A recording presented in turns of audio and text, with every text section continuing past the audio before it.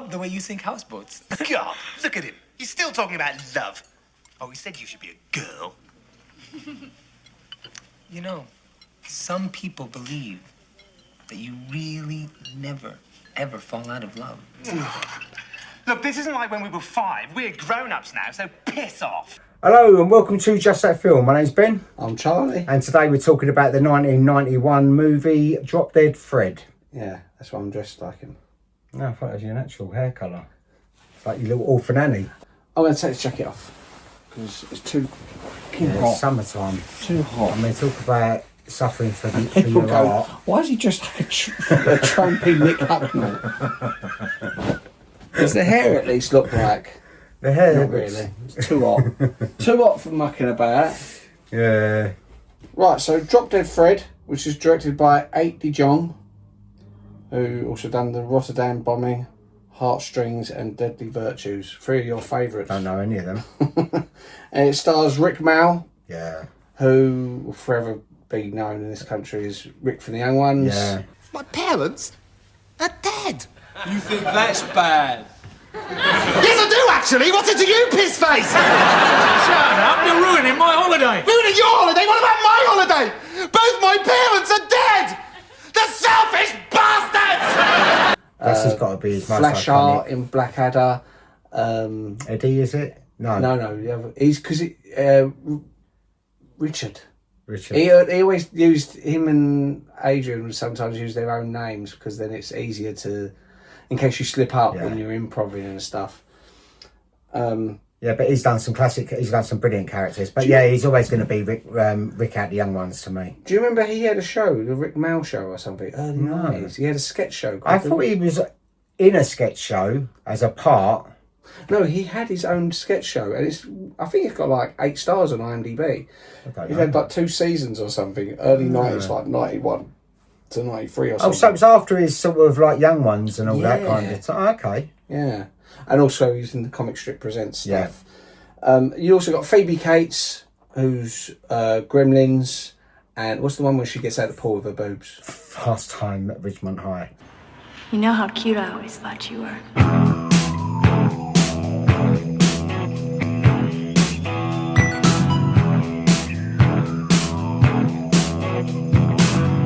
And you got Carrie Fisher. Star Wars. Harry Met Sally. Blues Brothers. Will somebody get this big walking carpet out of my way? She was good. Yeah, and she also, I like her. She was, as most people are aware, she was a ghostwriter as well, a script doctor. And on this, she would improvise some of her lines. She would change some of her lines and stuff. But she never got credited for it. She changed a lot of it, but she never got credited. Yeah, but that's what they do. Yeah. The script doctors do that because otherwise, when you get written by on films, you'd have hundreds of names because people will often go, "Why don't you say this instead?" Okay, well, where's my credit? Didn't she write a book and it was turned into a film called Postcards from the Edge, which was supposed to be about her and her mum's life? Because I know her and her mum got on really well, but maybe there was a bit of a turbulent time. Maybe I know she had a bit of drug problem. I'm aware of the film. I've never seen it. Yeah, I've never seen it, but I think it's supposed to be like it's a like autobiographical about like her and her mum's relationship. So that might be quite interesting to visit one time, or at least watch it and see how we feel about it. Yeah. So what's it about? Drop Dead Fred's about Phoebe Cates. She's this like really sort of like gets like pushed over by people in life, in work. Her boyfriend is like an arsehole to her and cheating on her. And she sort of one day she loses her car, loses her job, loses her boyfriend. Everything's going wrong for her. Her mum comes and picks her up and takes her home, and she's sort of to like recuperate or whatever. And her mum's quite sort of what is her mum? What you say her mum is quite... You know her mum? Penny's just dropped. Her mum's in Frasier. I recognise the mum. Who's she in Frasier? You know the first woman who Martin goes with? She's sort of like really... She's got like a banjo and stuff. And they're sort of like, oh, she's so common. She wants to go Monster Truck Derby and stuff. I can't remember. I've seen it. I would have seen it. I've seen all the Frasiers. Yeah, that's her. Oh, okay. But yeah, her mum's quite sort of overpowering and sort of very like controlling. Yeah. Anyway, so she stays there. She looks in her old bedroom. She's basically lost everything. She looks in her old bedroom. She remembers her old friend, Drop Dead Fred, who was her imaginary friend, who was Rik Mayall. And she gets this old like music box which has been taped up by the mother, and it falls out of the cupboard. Anyway, she undoes it, and Drop Dead Fred comes, and he's sort of just causes havoc. Like, also what I like about Rik Mayall, I mean, I don't know if people like in America would get his humour as much as us. He's very, and he improvised a lot of his scenes in that because that's who he is, and you know that he's just off the cuff, you know, because we know how he works. And it's very childish humour, but you know, if you like that kind of thing, like Young Ones and Bottom and stuff, like the beginning, the first thing he does when he goes outside and gets all the dog poo. And he's rubbing the poo he's rubbing it all over the sofa, rubbing it on the carpet, right, digging it in everywhere, and you think like, where does that come from? You know, but and like the physical things, like even things like when he hits her on the head with a shovel, it's like that's the last thing you expect him to do. You feel he'd do something more, but it looks quite painful when he does it. You know? But he's a very good comedic actor. Yeah, I like his facial expressions. I like the bit when you know when Carrie Fisher's having a meeting. Yeah, and then she comes out and Phoebe Cates, he's there, he's sitting there now, and you can see, and when you see him, he's like, yeah, go on, let him have it, let him. He's so funny. And then she comes in and she's like looking down at his knob, he's like, oh, she's going, hello, you all right? You want to come with me? Yeah, it is funny. It's a funny film. Yeah, I think it's a childishy kind of film. It's very it's like Marmite. You either love it or hate it, and.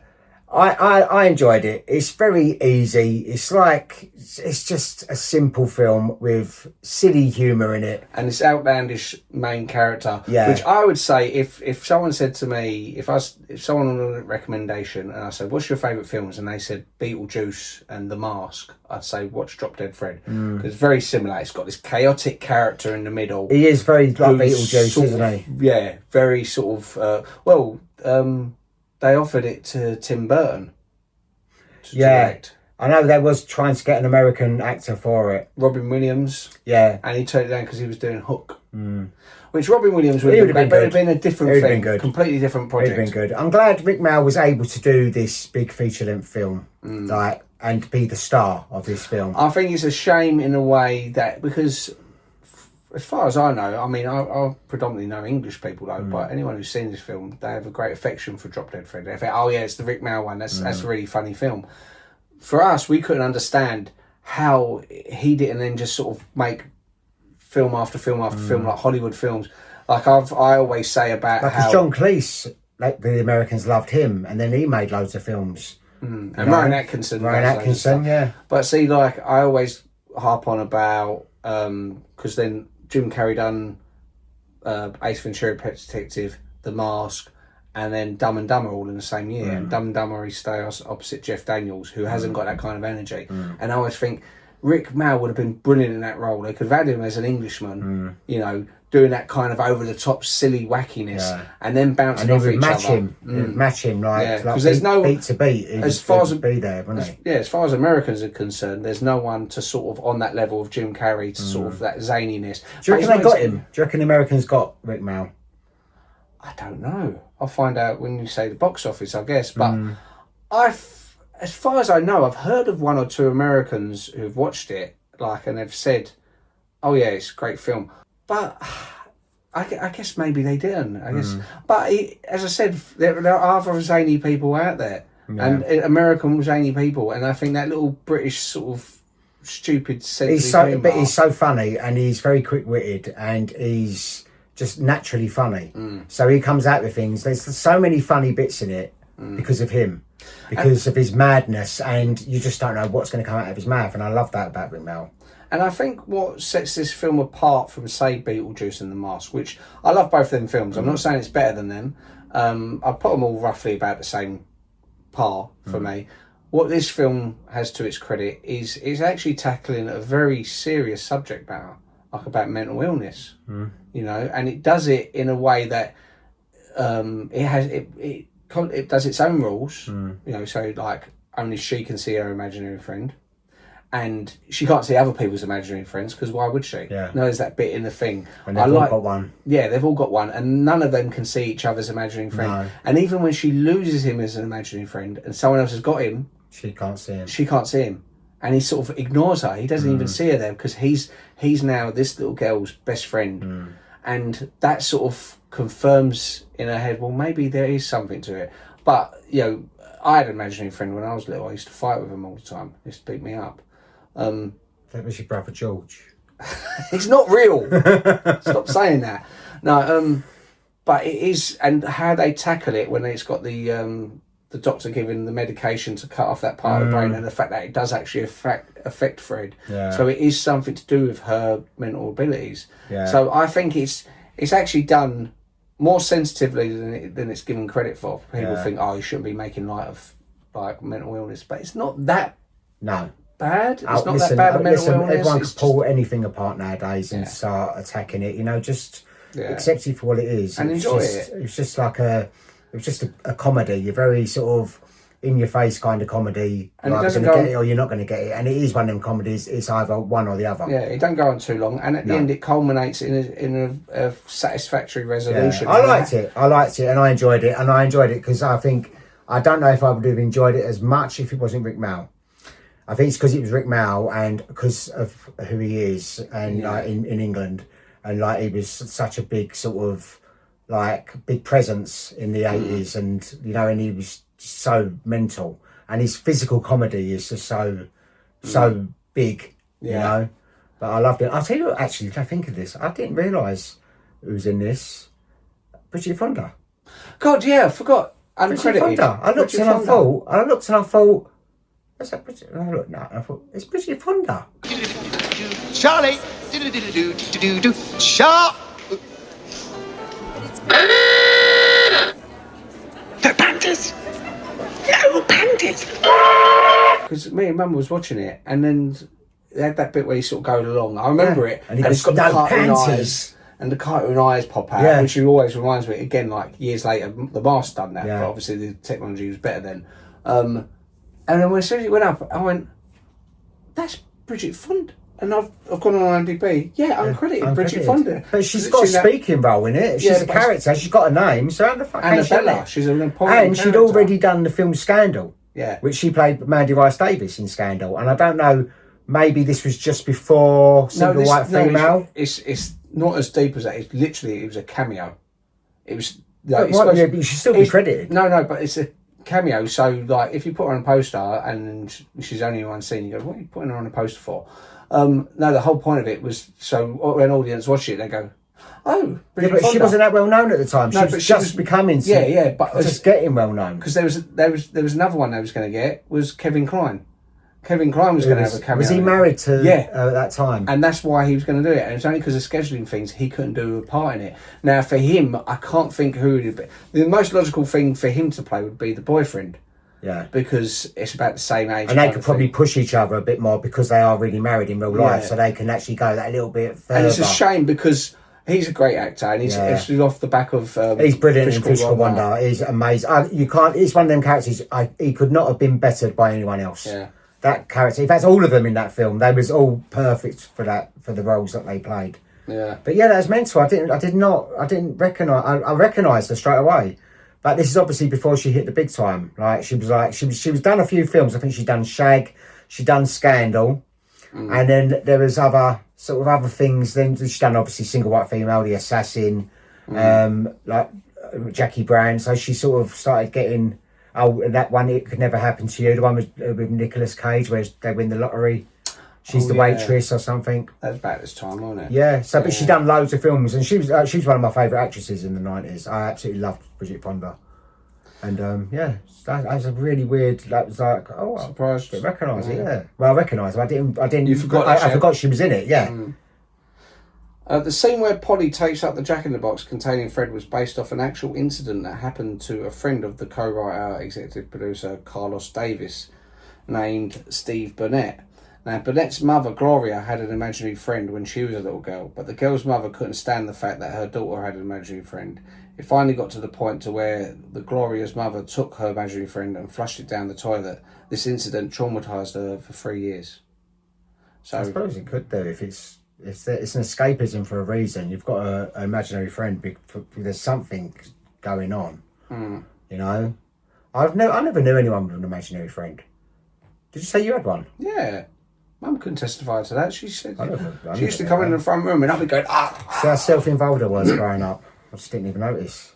You'd walk through and I'd be going, Ben, help me. He's getting me. All right. Yeah, there's 2 different cuts to the movie. Test audiences reacted differently to the original ending, leading to changes just before the release. I think the original ending shows like Fred basically disappears. It's more of like a sad kind of sombre ending, I believe. No, what the original ending was, so Lizzie is at Mickey's house, and he's reading his daughter Natalie a bedtime story, and after a few minutes Natalie comes out of her room where she tells both Lizzie and Mickey that her imaginary friend had ripped up her teddy bear. And Lizzie asks Natalie the name of her imaginary friend, and Natalie reveals that her imaginary friend's name is Drop Dead Fred. The scene ends with a shot of a pop-up book opening, revealing a pop-up illustration of Drop Dead Fred with a voiceover of Fred saying playtime. When the film was screened for a test audience, the audience hated the ending because they hated the idea of Fred disappearing forever. So this prompted New Line Cinema. That's what I think, because I know that there was more of a sombre ending. There was whether it was that one or there was another ending that sort of basically it's like he disappeared more sort of permanently, and it was like a sadder kind of end. It was, whereas this is a brilliant end because that's all fresh. He's got a new playmate. Yeah. And he's not the only imaginary friend. There's other ones out there and stuff. Yeah. No, but so what did you think of it? Watching it watching this I time? enjoyed it. I think I still like it. It's got funny bits in it. The physical comedy is so good in it still. And this is the thing. There's loads of comedies of that type which you watch back and you think, it's not a bad. I think it's because of him though. I think it's him. Anyone else, I think you could have watched it back and gone. Whereas because it's him, maybe it's because of nostalgia reasons for us as well. Maybe because we look at him. Maybe, but also like you said, it's been so long since I watched this. It's probably been it's been about 20 years, I think. I remember probably so. Caroline, because Caroline loved it. But watching it, I'd forgotten loads of little sort of ticks, little moments, little expressions, little jokes. And when he does them, they still hit. I still think that is funny. That is fun. And it's so over the top, like when they're making the mud pie and smashing things. And he's It reminds me of you. It does remind me of you. Because when we dressed up as the young ones, I remember going, you should be Rick. I should be Vivian. You should be Rick. Because you're like him. You pull similar expressions when you get annoyed. You go, Grandma Bunce is played by the director's mother. She's the one who, when they she chucks the paint on her. Yeah, well, that's the only scene she's in. Bunce. She goes, hey, Mum, you've got one scene for you. We're going to chuck all this gunk over you. All the crew said, that's really mean to do to your mum. Why don't we just get an extra? You'd do that. I might do. She'll do it for this. But she was really up for it, the woman. She went, no, I'm happy to do that. Go on. Throw the paint over me. Rik Mayall said that Fred was one of his most favourite characters because he could behave with total anarchic freedom without rules. Which is very... It's perfect for him. That's the kind of thing he likes to do. Even all the way back to when he was like the Dangerous Brothers. It was him and Adrian Edmondson on their stage show. And apparently he kept everyone amused during takes, like during the scene breaks, and he'd make everyone laugh, and he was... But I can see that with him. He's that kind of character, And New Line Cinema, actually, they contacted and said, is there a chance you can dub it into American? And you know what he said?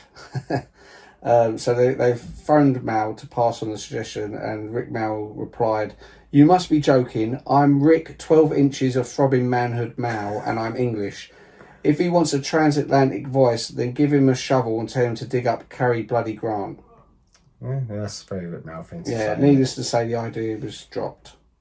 And also, Carrie Fisher actually auditioned for the part of Elizabeth. But did she? Yeah, but they said you're too old. Yeah. But because they really liked her, they gave this would have been just after she done When Harry Met Sally as well. Yeah, because that was in the 80s, and she's good in that as well. I like Carrie Fisher. I think she was. I mean, everyone knows her as Princess Leia, obviously, but she done a lot of other good stuff, and she was a good actress, very good actress. Well, Winona Ryder was the director's first choice for the role. I could have seen her in it. Although I think she might have been she was still really young. This is around about the time of Mermaids, wasn't it? Yeah, well, she's young in that. She's meant to be About 15. 18, but, Oh, yeah, she's too young. Yeah, so Tim Bevan felt that she was too young for the part. He was the I think she could have carried it off, though. Producer. But the role was offered to her anyway, and she turned it down as she was busy doing Mermaids. Yeah. And because she didn't want to be typecast in strange comedies. Yeah. Because you think Beetlejuice, which is obviously the main comparison to it, is Beetlejuice. Yeah. Beetlejuice. Did you know that Phoebe Cates largely stepped away from acting after this role as well? Basically, didn't do too much after this. Yeah, more family orientated. Yeah, I do really like that. The fact that her and Kevin Kline have been together all these years, probably since the 80s, haven't they? And they've got kids and they've got a nice, happy relationship, and that's really nice. It's rare, like Kurt Russell and Goldie Hawn, another example. It's really rare to sort of see a Hollywood couple that seem to put family first. You know. Well, you say about Goldie Hawn. The writers had first took the script to Disney, who wanted it to star Goldie Hawn, but not cast Rik Mayall, as Disney had a picture deal with Hawn at the time. So have her as the Phoebe Cates role. Okay, she would have been able to carry it off. She also looked a lot younger in them days anyway. No, I think they wanted her more like the Drop Dead Fred, make it like a female.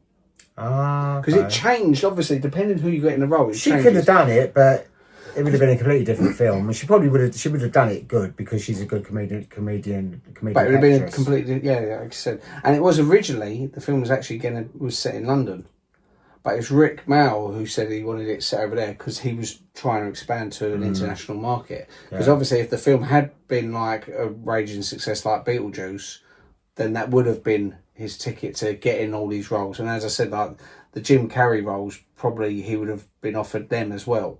Like he could have been the Riddler, and he missed, didn't miss anything. Oh, listen, he should have been in so many different films. He should have been a name, like one of the British actors that went over and made a name for himself, like Tim Curry was one of them. You know, there's a few that actually sort of do break into America, and he should have, because he had all the talent, and he was so funny, you know. Apparently, Bridget Fonda done the uncredited cameo role in favour as a favour for her friend Phoebe Cates. Oh, really? Yeah. Oh, that's nice. Yeah, I Bridget Fonda. I absolutely loved her in the 90s. She was like one of my best actresses in all her films that I see her in. I loved, you know, she was really good. Did you know the steamboat that Janine lived on is an actual residence as well? That was it? Yeah. Okay. I don't think they sunk it in real life then. No, I doubt it very much. Deleted scenes. Fred was a lot more aggressive towards Elizabeth's husband, and he was a lot nastier apparently as well, and he'd be nastier to Elizabeth, but like quite cruel. I think so. They cut a lot of that sort of stuff out, because at least with this kind of humour, it's childish, silly, like a child's kind of humour. Phoebe Cates' real hair at the time was actually really short, so most of it is wigs that she's wearing. Okay. Yeah. Which makes sense, because they do cut her hair at one point, don't they? That's right. So did she have the bob hair or not, or was it shorter than that? No, I think it was shorter than that. Oh, okay. And also, this is an interesting fact for our brother George. Unless you've got this fact. Come on. So, like you've got the big dream sequence at the end, so it's a big set, isn't there? That was shot in Paisley Park.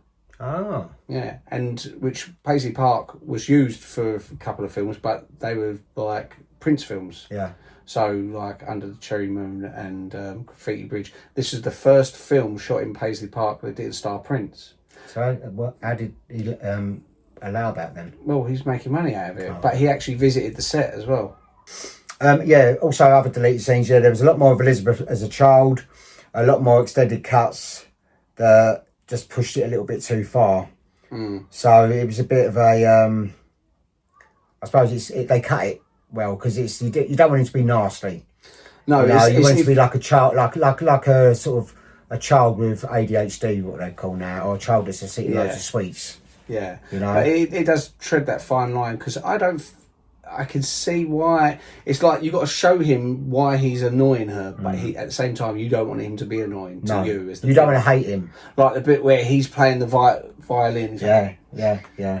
It's such a funny sort of like, and he's doing that just. But there's loads of really funny bits in it. That's what surprised me when I watched it. There's actually lots of really sort of, but there a lot of them bits. I can tell that he's improvised a lot of that, or he's added bits too.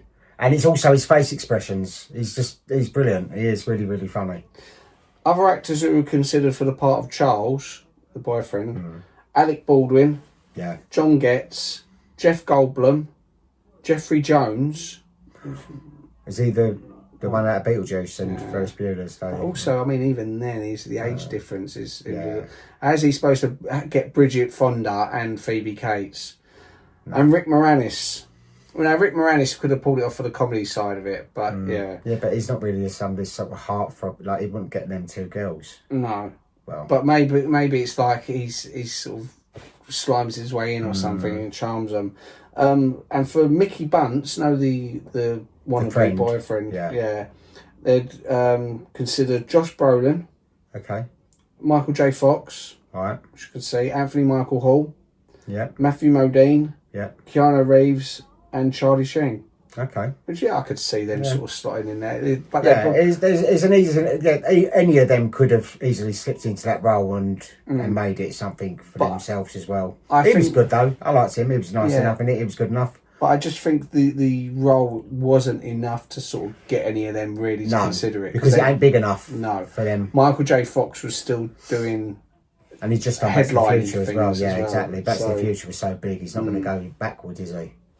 To the future. Gina Davis and Beverly D'Angelo were both considered for the role of Janine. Or Janie, sorry. Yeah. Earlier audiences were divided. Adults hated it and the kids loved it, which you can see that straight away. Because it's like, to an adult with a child, they can look and go, it's just stupid.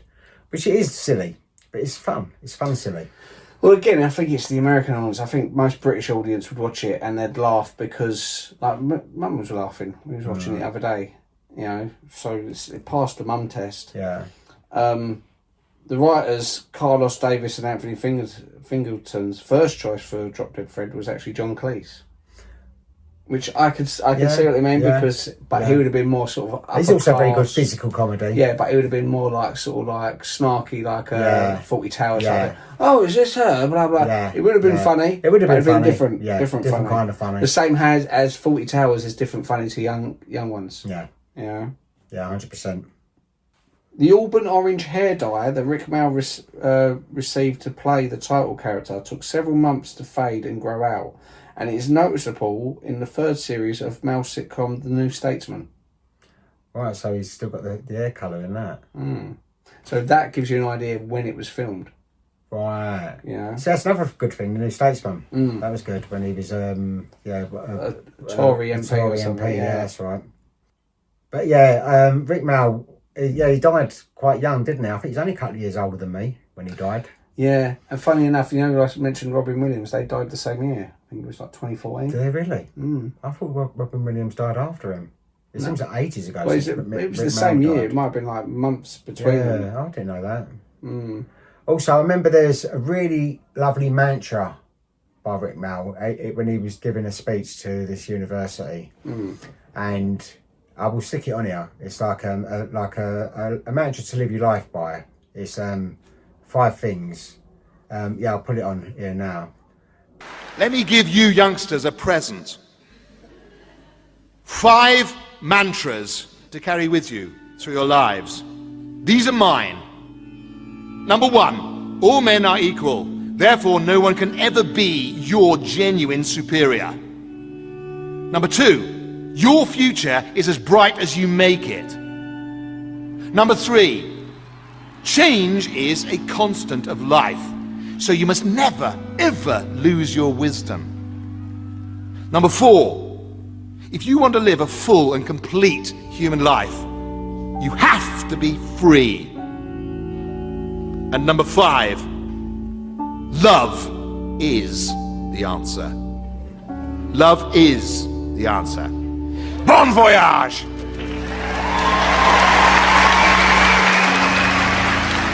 Yeah, no, it's a good film. It's a good film. As I say, it's not for everyone. It is what it says on the tin, literally. It's just like easy watch. It's just a little bit of fun, you know. Don't take it too seriously. But I like that. As I said, I think it is better than what people give it credit for, because they have got those little details, like things there's an important story running in between it, really, as well. Like her imaginary friend, who's her best friend when she's a kid, is English. Her dad was English. And her dad was a nice enough guy. We don't know exactly why he left, because he obviously loved her, but he was nicer than the mum. In 2021, De Jong said that during the rewriting process, he drew from his experience being molested as a child by his older half-brother, stating, "The trauma of child abuse goes deep and its claws reach far in time.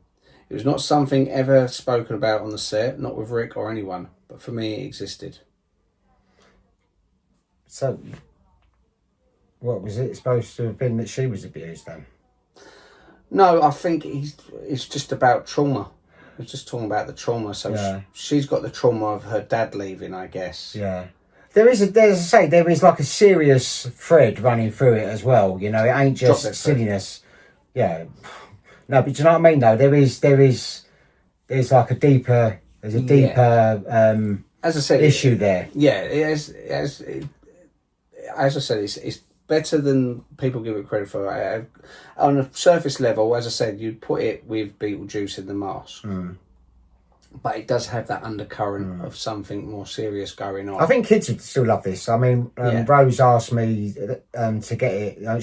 She was asking if I had it, and I looked on eBay. It was only a couple of quid, so I bought a copy for little Ralph to watch, which I think Ralph would love it. Yeah. Because of the silliness. Yeah. And it doesn't matter what age you are. Like when you're a little kid, like when you're a kid, it doesn't matter, you know, how old the film is. I mean, it's like it will still transfer to a child nowadays. Do you know what I mean? Definitely. Because just acting silly is acting silly, and no matter what decade it's from. But I think it's a fun, it's a little fun watch. On IMDb, this film got 6 out of 10. That's not bad, because I thought it was going to get worse than that, because I've heard of some of the critics. Yeah, well... Rotten Tomatoes. Rotten Tomatoes, the critics gave it 11%. The audience 77%. So the audience ain't bad, but the critics is like... Yeah, like Gene Siskel, who's one of the most famous American critics, called it one of the worst films ever made. Yeah. I thought you've watched a lot of films.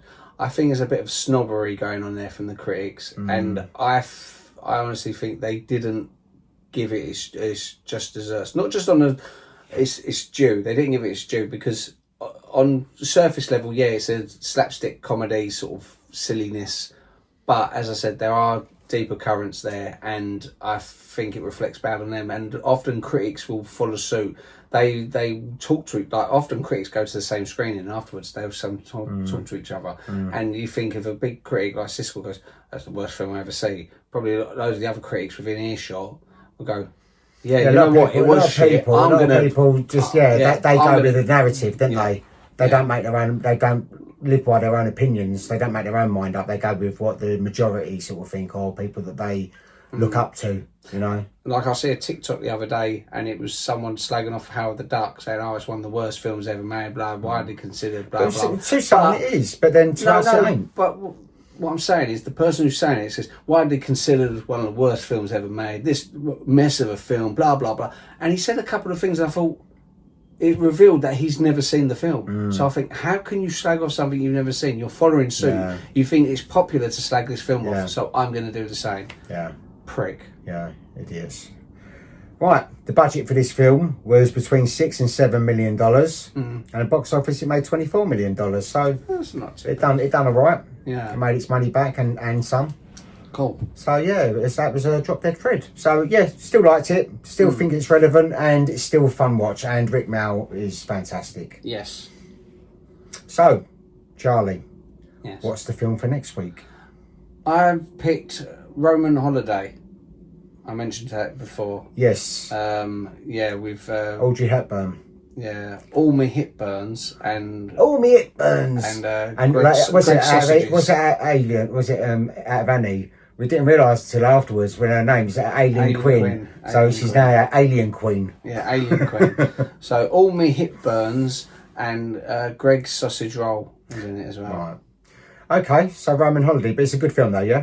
Yeah, You recently watched it, didn't you? Yeah, it's a nice film. It's like a it's not a lot happens, but it's a nice sort of little romantic nice. film set in Rome, obviously. Okay. And she is like a royalty from this nation, which is never mentioned. Don't bother looking it up because it's a non-existent nation. Yeah. Sort of doing the rounds. Now when they go to other countries and sort of going, how do you do? How do you do?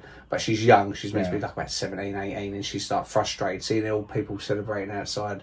So she sneaks out, meets this guy, and they just have a really fun time together. Okay, well, it's nice, feel good. I'm up for that. 100%. Yeah, I think. And I've never seen it, so yeah, all right. Well, I look forward to watching Roman Holiday. Yeah, cool. So if you want to like, subscribe, and share, please.